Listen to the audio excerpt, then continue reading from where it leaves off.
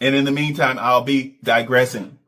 Welcome back to the end game, where today I'm going to give my reaction to that recent P2P nodcast about starvation or hunger.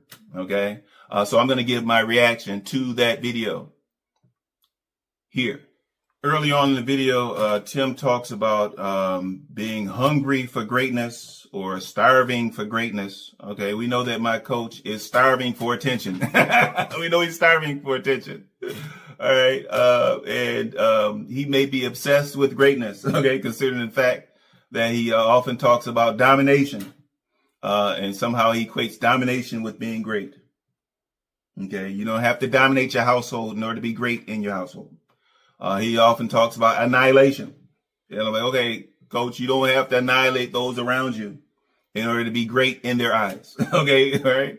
And so here it seems like this is going to be leading toward an actual pep talk for my coach, a pep talk for my coach himself. Okay, I was starting to get the impression that these motivational speeches were targeted at himself. He was trying to motivate himself. Okay. We know that he's chosen to use part of these as confessionals when he's making his own personal confessions. Okay.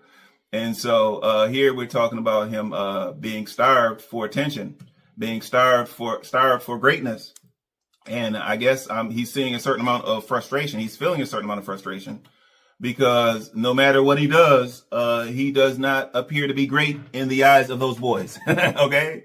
He may appear to be big. He may appear to be massive. Okay. Big old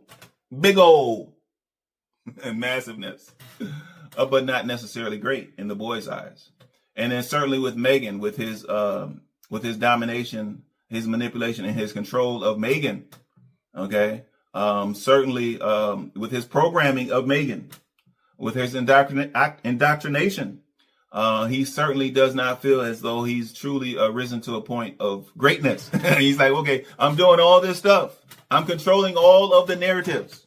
Okay. I'm controlling Megan's narrative. I'm trying to portray her as being a happy housewife, a happy homeschooler.